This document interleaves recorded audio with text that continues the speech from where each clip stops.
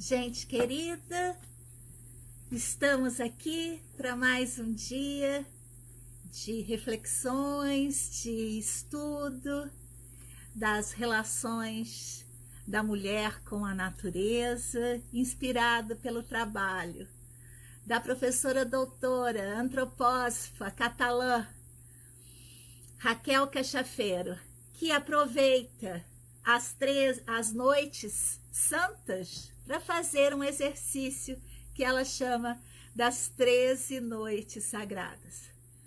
Esse exercício consiste em refletir sobre as linhas de um verso. Cada dia entre o Natal e o Dia de Reis, da tradição cristã, ela traz um elemento para reflexão. Nós estamos no dia entre a 9ª e a 10ª noite sagrada. E eu vou ler, então, o verso da professora Raquel Cachaffero, no qual eu fiz uma pequena alteração no final, para que aquilo tivesse um pouco mais de sentido para mim. O verso diz assim: eu amo, recebo a vida. Cada dia estou de volta do infinito dos meus sonhos. Compreendo e integro o conhecimento das flores. E no meu corpo me dou conta e celebro o cuidado dessas formas vivas de imanente beleza e inspiração. Ela está falando das flores. Muito bem. Hoje, então, eu vou nós vamos refletir um pouco em torno da linha O Conhecimento. Mas antes disso, eu quero trazer também como que a gente está vivenciando as noites santas. São vários caminhos, né? A gente está mais perto de 3 deles, que é o caminho da Raquel Cachaffero, que esse ano a gente se aproximou. Já no ano passado, no grupo de estudos, ela surgiu, né? E aí, esse ano a gente resolveu, então, se aproximar um pouco mais. Mas tem o caminho individual, que começa por Peixes, e o caminho solar, digamos assim, que começa por Capricórnio. Então, para quem começou por Peixes, na madrugada de 24 para 25, está agora em Câncer. E quem começou por Capricórnio está agora, no dia 25 para 26, está agora em Leão, porque tem essa diferençazinha também. Muito bem. Então, eu queria começar falando que eu continuo buscando aquele livro meu antigo, sem capa, de uma autora estrangeira, mulher, que eu queria mostrar para vocês aqui. Mas aí, na busca, hoje eu fui em prateleiras muito mais antigas, olha que luta, muito mais antigas. Tem gente que acha que tem que recuperar. Eu adoro quando tá assim. Cada um com suas manias. Olha só. E aí que encontrei com o mundo da criança, né, gente? Que foi...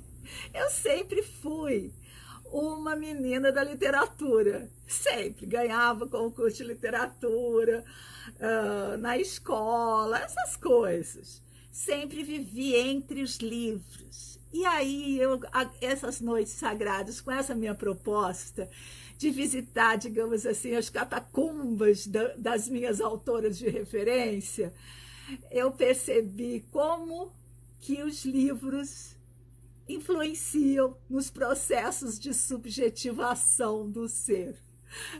Impressionante! Quando eu abri essa página do mundo da criança, eu carrego há 60 anos, quase, essa imagem na minha alma. Do que, gente? Carneiro, ovelha, Pode. Eu não sabia que eu ia me tornar essa pessoa que tem uma ligação direta com lã. Vou ler A Pequena Pastora. Gente, eu vivi nessas imagens, dá para entender? Eu lembro perfeitamente de eu mergulhada nisso. Isso aqui foi para um lado, foi para o outro, os 16, 17 volumes, eu li todos, todos. E outros, eu li esse, eu li muito, gente. Deixa eu ler essa daqui para a gente avançar na discussão. Vou deixar aqui O Mundo da Criança. Coisa muito antiga, tá, gente? Ai, ai. A Pequena Pastora. Deve ter tanto caco de machismo, de patriarcado aqui, mas eu vou ler. A autora... Opa, cadê o nome da autora aqui?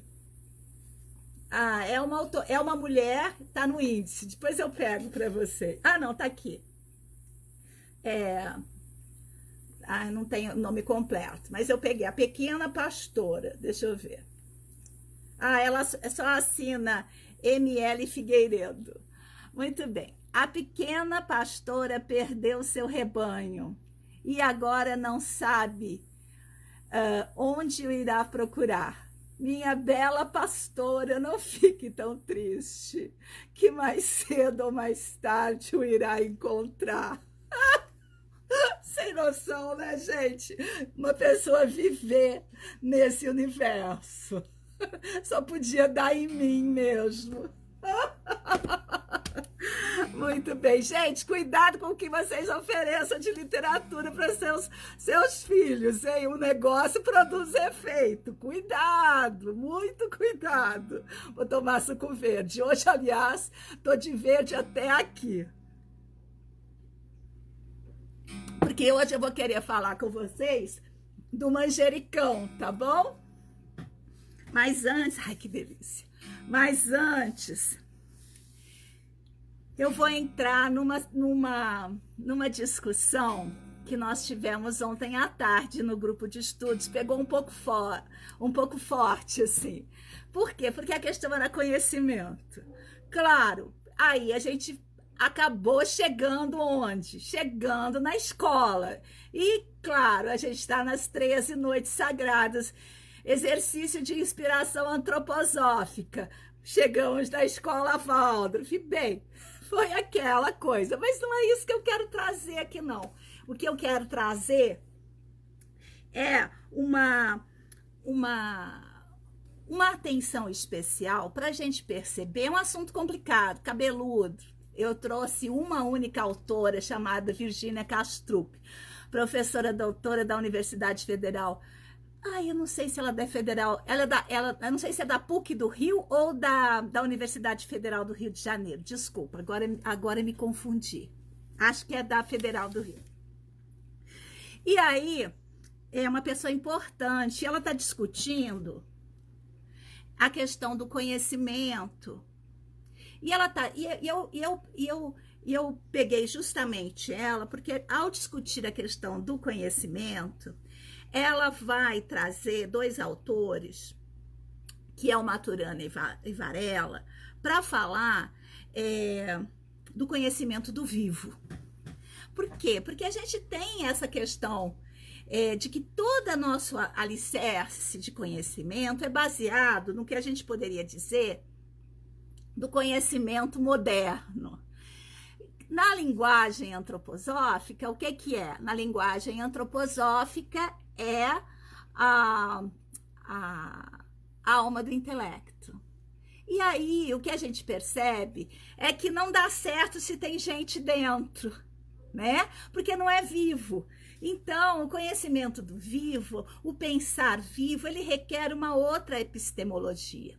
E eu queria trazer esse elemento porque isso que a gente está fazendo enquanto exercício nessas noites sagradas, sagradas por quê? Porque são noites que a gente está mais disponível à reflexão. Por quê? Porque a maioria das pessoas está em férias, né? Outras estão, digamos assim, mais voltadas para casa, né? Então, cria um ambiente mais propício para você tirar umas horinhas do seu dia para pensar naquilo que te constitui.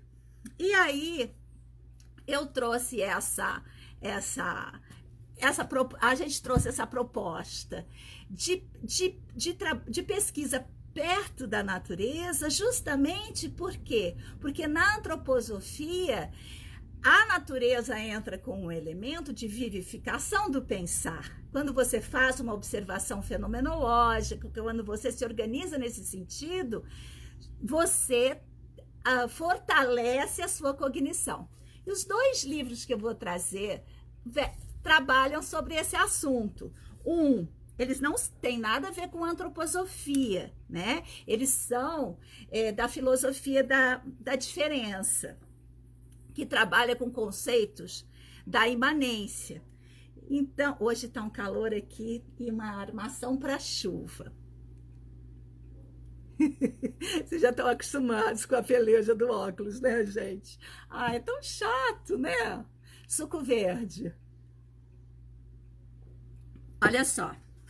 Então, vou começar. Assunto cabeludo de máxima importância, totalmente sintonizado com o primeiro Steiner, tá bem? Então, Virginia Kastrup, A Invenção de Si do Mundo, de 1999, mas tem edições mais recentes, e de 2008, Políticas da Cognição. Então, eu vou trazer uma epígrafe complexa, eu chamei assim porque o assunto é cabeludo, tá bem? Vou lê-la. O devir não é o devir de algo permanente. Olha que importância. Isso significa que há um primado da transformação sobre o transformado, do movimento sobre o móvel, da mudança sobre os estados. O que ela quis dizer aí? Coloquei um pouquinho do ventilador aqui perto de mim. O que ela quis dizer aí? Ela quer dizer que o devir nunca chega no final, é sempre um devir, né? Então, se transformou, vai transformar de novo. Se mudou, vai mudar de novo. E é essa cognição que acompanha os processos de nascimento. Vou mostrar aqui que eu coloquei todas as nossas experiências na Terra. Os processos de transformação, a gente precisa de uma cognição que acompanhe isso e de uma episteme que dê conta de fazer disso um conhecimento, né? Um conhecimento que a gente possa usar no mundo. Porque quase todo o conhecimento que a gente tem, ele não encaixa. Ele não encaixa no mundo. Fala assim, mas é assim, e cadê? Cadê que o mundo é assim? Né? O mundo não é assim. Então, o conhecimento, ele precisa ter essa possibilidade de acompanhar os processos do vivo, tá bem? Então, eu tô indo aonde? Eu tô indo na política, na política não, na Invenção de Si do Mundo, da Virginia Kastrup. E aí ela apresenta um problema, que diz assim, é complexo, tá bom? Vou ler. Comprometido com o projeto epistemológico da modernidade, que atravessa, de resto, toda a ciência moderna, os grandes sistemas entendem o campo da cognição como um espaço de representação. É uma coisa complicada, mas eu só queria trazer nessa coisa complicada, tem mais um pedacinho, que essa coisa complicada, digamos assim, é o olho do furacão da antroposofia. Porque lá em 1894, Steiner tem todo esse pulo no seu Filosofia da Liberdade, sem conseguir muito, digamos, porque ele não tinha elementos. A época não permitia ainda que se pensasse sobre isso que ele intuía fortemente, né? Então, ele intuía fortemente que não podia ser só representação, que a cognição não podia ser só a manutenção do passado, que o pensar, ele tinha qualidades que ultrapassavam isso, mas ele ainda não conseguia expressar isso da melhor maneira possível. E muitas das pessoas que estudam a filosofia da liberdade acabam usando vieses epistemológicos que apequenam ainda mais a experiência do Steiner. Fica uma confusão. Muito bem. Aí vem. A formulação científica do problema é feita em termos de formas, estruturas e sistema cognitivo, que ocupa o espaço intermediário das relações entre o sujeito cognoscente, o sujeito que conhece, e o objeto que se dá a conhecer. Ou seja, a região que é considerada como operando segundo leis gerais à maneira das ciências físico-naturais. O que ela quer dizer aí? Ela quer dizer aí que a cognição que acompanha os processos, elas não podem ser apropriadas através dessas estruturas. Elas precisam de uma outra cognição. E na proposta da Virginia Kastrup, de uma cognição inventiva, de uma cognição que acompanha os processos, de uma cognição que, quando olhe para uma coisa, não olhe só para a fotografia da coisa, mas olhe para a sua temporalidade, olhem para as forças que atravessam aquela coisa, enfim, é complexo. Mas é isso. E aí eu tenho uma pergunta que sempre me move, né? Nas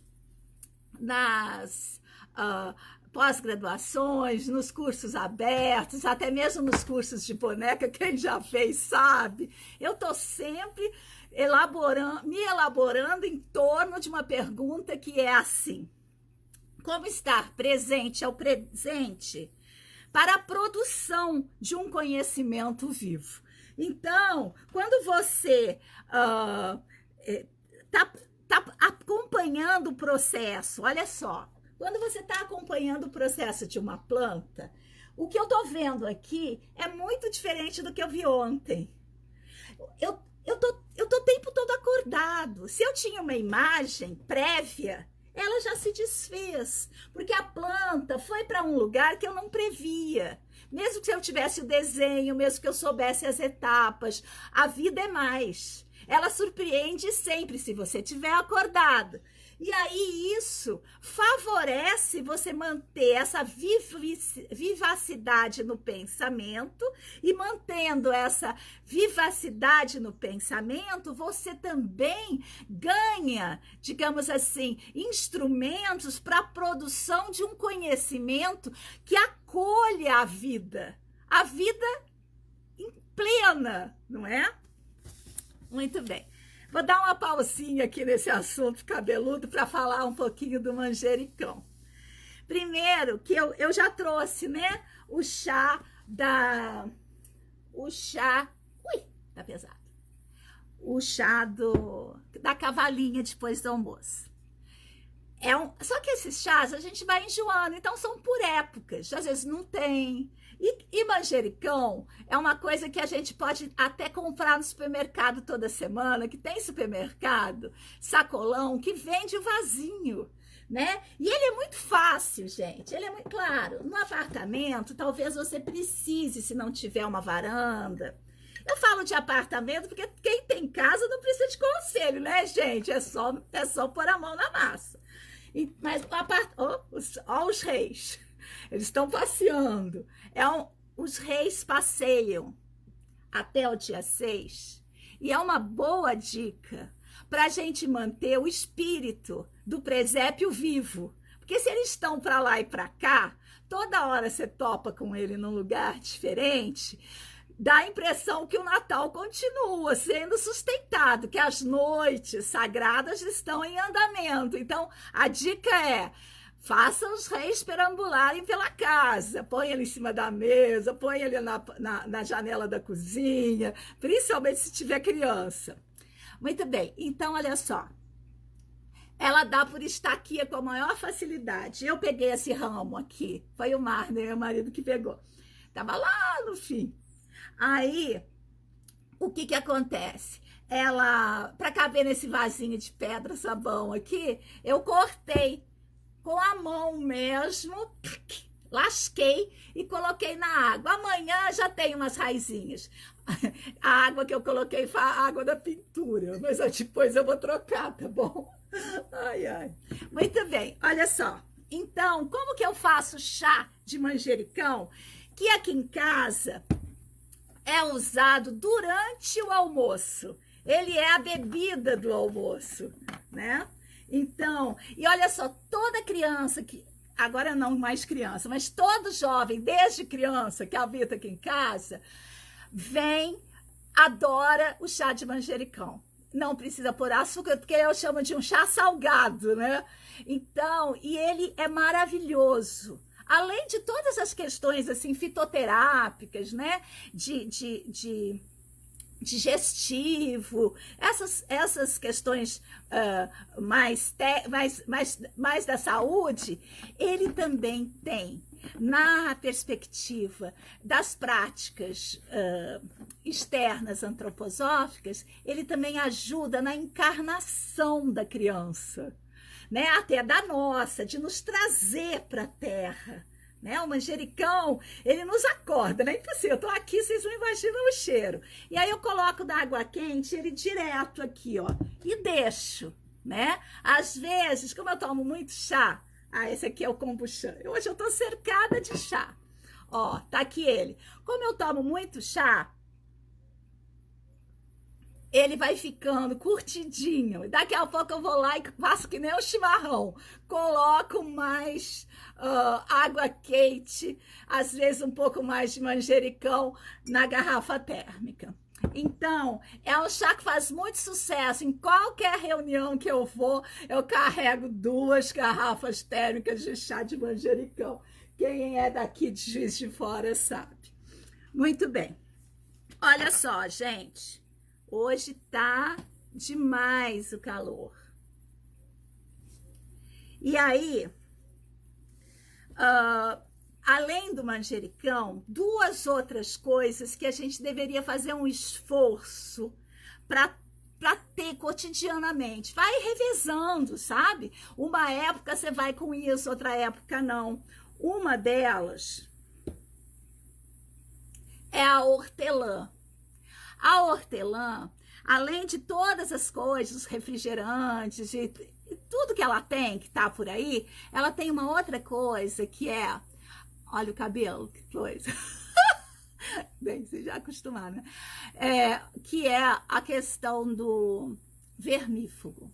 Então, ela comida de manhã, né? Muito cedo, de preferência, antes das 7. Comer uma folha, 2, 3... ela ajuda também na manutenção dos parasitas no corpo. Porque a gente é repleto de parasita, né, gente? A gente é uma comunidade. A gente que fica achando que é sozinho, individual, não é nada. E a outra coisa que é muito importante, que essa a gente deveria comer todo dia, seja no suco verde, seja na salada, seja do jeito que quiser, misturada, assim, para disfarçar quem não gosta, que é a Ora Pronobis. É uma proteína, principalmente para quem é vegetariano, principalmente para quem é vegano. Essa, pelo menos 8 folhinhas delas por dia, a gente devia consumir, tá bom? E elas são fáceis também. A Ora Pronobis, ela é bem agressiva. Ela é bem agressiva. Então, se você tem ela no quintal, ela vai exigir poda, tem um espinho bem dolorido, tem uma flor maravilhosa, que não dá todo ano, não é todo ano que eu vejo a flor da Ora Pronobis dar. Não sei se é porque a gente poda, não sei. Só sei que a nossa, ela foi invadindo e tá para todo lado. Muito bem. Tô indo, né? Tô indo. Deixa eu dar uma circulada para ver se tem alguém por aqui hoje. Deixa eu atualizar a página para ver se entra. Deixa eu ver. Então, hoje eu tô aqui, olha, tem a Dedé tá sempre aí, a Gabriela também e a Vera, o trio que tá sempre pertinho.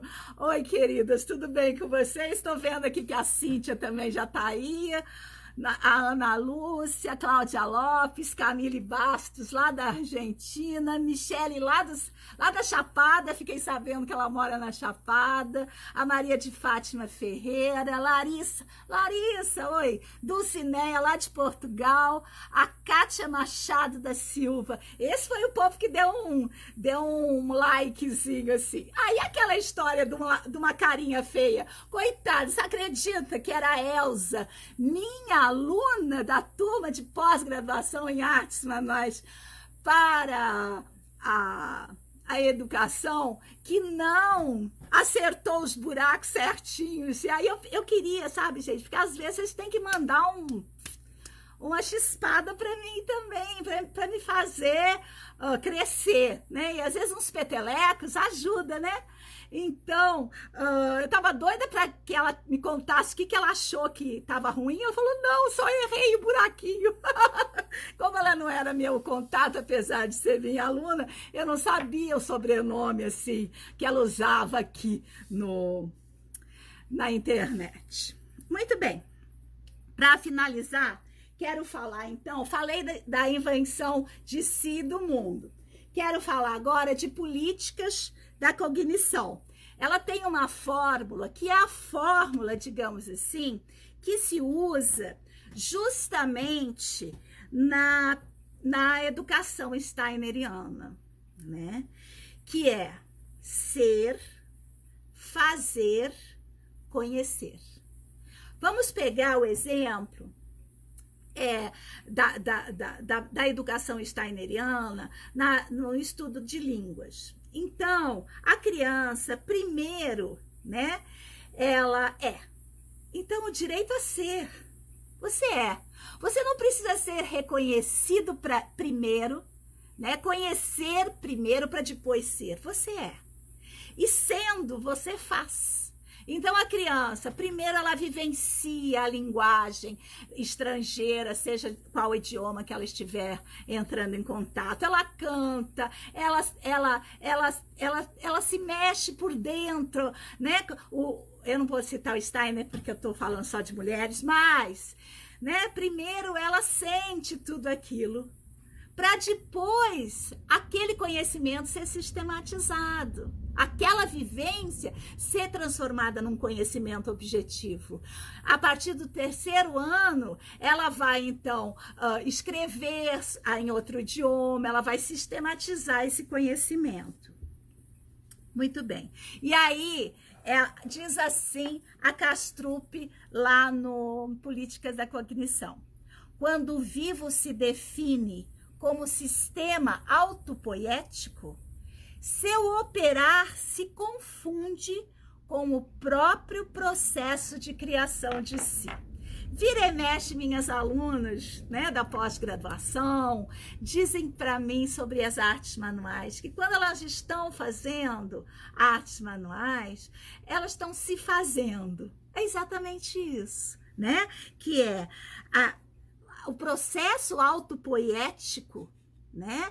É o processo de criação de si mesmo. Então, enquanto você faz artes manuais, você está se fazendo, né? Então, é nesse sentido que nós encaramos as nossas artes manuais, que eu chamo de artes manuais com hífen. Muito bem. Então, quem gostou desse assunto tem que entrar numa área do conhecimento para estudar, que é a biologia do conhecimento, né? Então, Maturana, Varela, tem muita gente nessa área fazendo um trabalho lindo. E para encerrar essa aula, digamos assim, eu chamei de uma aula, diz a Kastrup em relação da unidade, né, autopoética. Olha só, para alfinetar a gente, como eu estou fazendo esses dias todos, né, nós mulheres de casa. Diz assim: é vivo o que preserva sua capacidade de autonomia. Ei, será que a gente tem autonomia? Completa ela. E de criação dos próprios componentes. Será que nós, né, que estamos muito amalgamadas com as nossas funções sociais de mãe, de esposa, né? De filha cuidadora. Será que nós estamos nos mantendo fortes, não é? Então, isso é uma coisa que eu queria trazer. Então, para finalizar, última coisinha. Ai, falei aqui dos reis, não foi? Queria dizer, então, do caderno. O caderno vai indo, mas com muita dificuldade na capa. Pela questão do tempo, mas estou avançando, tá vendo? Ó? Pela questão do tempo e da dificuldade do processo que eu inventei aqui. É difícil achar o furinho, sabe? Muito difícil mesmo. Mas eu tô avançando. Esse ano não vou fazer o meu calendário que eu faço mês a mês, vou aplicar um calendário pronto, porque eu resolvi fazer aqui no final, que eu senti muita falta, né? Com essa profusão, várias pós-graduações, agora mesmo, semana que vem, nós vamos lançar mais uma, vários cursos, de uma agenda mensal. Então, eu tô criando, olha, uma agenda mensal, né? A pintei de amarelinho os domingos, tá vendo? E já coloquei no calendário as pós-graduações. E aí eu já tô falando aqui, vou colocar, deixa eu só marcar onde. Vou colocar no calendário aqui que no dia 9 e no dia 10 de março tem Bebê Estrela em São Paulo. Gente, é no meio da semana, é de noite, mas é tranquilo, tá bem? Dá uma turma linda. Olha só, as informações estão lá no site. E aí, eu tô fazendo também, o meu anjo esse ano, né, é da abundância. Eu fiz uma base aqui de tinta de terra, que estou fazendo. A minha ideia é fazer um jardim florido, assim, muito cheio de abundantes bichos, insetos, não só borboletinhas, tudo que é bicho que tem, de abelha, a vespa, e colocar flores, e aí eu vou colocar, esses aqui eu fiz com corretivo, tá vendo? Mas não funcionou. Então, vou pegar uma tinta PVA para criar uns espaços assim. Bem, tô endoidecendo, então é isso. Dá tempo, né? Mais ou menos. Hoje eu perdi aquele tempinho de novo para procurar o meu livro. Mas se eu não encontrar até no domingo, eu conto sobre ele, mesmo sem ter a materialidade. Tá aqui. Lembra que eu perdi a plaquinha do Devir, o quadro do Devir? Achei, vou achar também. E achei aonde? Achei numa caixa de preciosidades. Com certeza esse livro também está numa caixa de preciosidades, que são muitas. Gente, acho que é isso. Será que eu esqueci alguma coisa? Ah, tô de caneta nova, tudo vai ficar meio cor de terra e anel novo para o ano, tá vendo? Novo não, tem anos, mas é o que eu vou usar esse ano, eu uso um por ano. Então, tudo vai ficar um pouquinho assim em torno dos tons de terra e tal. Minha paleta de cores para o caderno vai ser marrom, ferrugem, um laranjão que eu estou usando também. Então, é isso. Amanhã eu mostro como é que tá por dentro o caderno, tá bom? Gente, então, obrigada pela presença. Seguimos, nossa, já muitos dias aqui, não é? Amanhã eu volto nesse horário. Para quem me acompanha à tarde, até daqui a pouco. Beijo grande.